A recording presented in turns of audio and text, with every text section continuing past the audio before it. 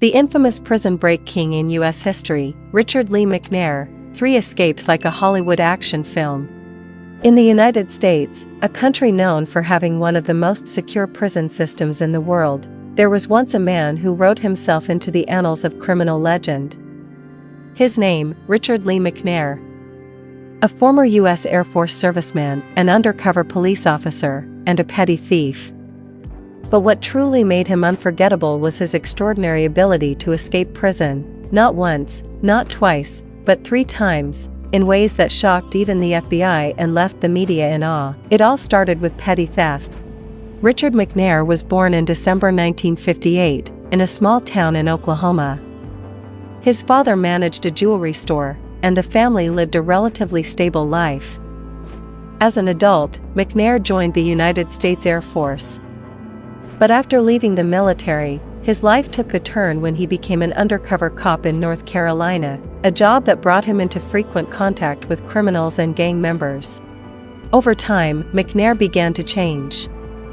He developed a taste for stealing, oddly, not for money, but simply because he enjoyed it. He'd take anything that caught his eye, regardless of its value, and stored the loot in a rented storage locker. But as the saying goes, a needle hidden in a sack will eventually poke through. And in 1987, one fateful theft turned him from a petty criminal into a killer, and later, into a prison break legend, a bloody robbery and his first arrest. On November 17, 1987, in Minot, North Dakota, 29-year-old McNair set his sights on a grain warehouse. Inside was a safe that he believed held valuables.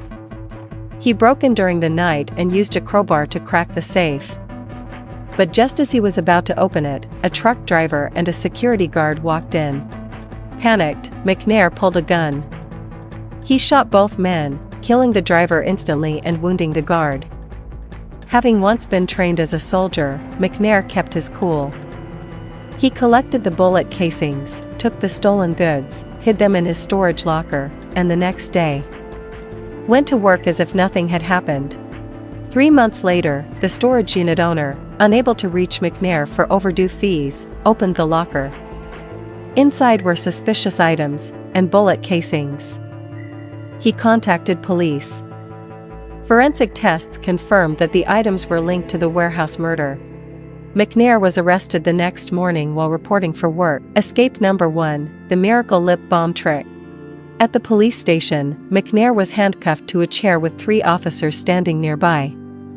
It seemed impossible to escape. But he suddenly remembered he had a tube of lip balm in his pocket. When no one was watching, he carefully reached into his pocket, smeared the balm on his wrists, and miraculously slipped out of the cuffs. He then overpowered the officers and ran.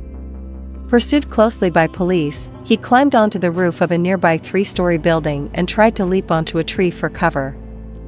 But the branch snapped. He fell, was injured, and recaptured, a failed prison escape attempt. After being treated at the hospital, McNair was sent to Ward County Jail to await trial. On his very first day, he found a hammer and flashlight, and started chiseling away at the wall of his cell. But the noise gave him away. He was immediately transferred to a high-security cell under tight surveillance. Eventually, McNair was sentenced, 30 years for theft, and life without parole for murder. He was then moved to the North Dakota State Penitentiary, a place thought to be inescapable. Escape number 2, through the air vents. McNair studied every corner of the prison. He discovered that the prison's air ventilation system led outside, and that his slim build might let him squeeze through. In 1991, he made his first attempt, but a fellow inmate ratted him out. The plan failed. Yet he didn't give up. A year later, in October 1992, McNair and 2 inmates spent nearly a year secretly opening a path through the air ducts. Finally, all 3 escaped successfully. They split up immediately. McNair dyed his hair blonde, changed clothes, stole a car, and drove across the U.S. to avoid detection. The other 2 were caught within days. McNair? He remained free for 10 months, caught again, sent to a level 5 maximum security prison. In July 1993, McNair tried to steal another car. This time, he was caught red-handed. He was sent to Oak Park Heights in Minnesota, one of the highest security prisons in America. The guards were vigilant. For the next few years, he had no chance to escape. Escape number 3, the most daring yet, hiding in a mailbag. Due to good behavior, McNair was assigned to repair torn mailbags, bags that, once mended, were sent out to an external warehouse outside the prison. That sparked an idea. He built a small support frame using scrap metal pipes to create a breathable pocket inside a stack of mailbags. He crafted a straw from cardboard to breathe through and covered his head with a plastic bucket to reduce heat. He placed clothes, a map, glasses, and even a knife inside. All of it sat neatly on a shipping pallet. Only a small slit was left open for him to slip into later. On April 5, 2006, he wheeled the pallet into plain view.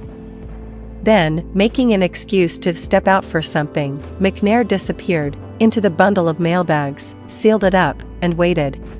The pallet was wheeled out of the prison. Nearly 2 hours later, in a quiet warehouse, McNair cut himself free, changed clothes, put on glasses, and casually walked out the front door. The close call with police, and a genius bluff. His plan was to head south to Mexico. But sensing law enforcement had anticipated that, McNair boldly turned north, toward Canada. While walking alongside railroad tracks, he encountered Officer Carl. The officer was suspicious, but McNair stayed cool. He used fake names, first Robert Jones, then Jimmy, and chatted casually with the officer.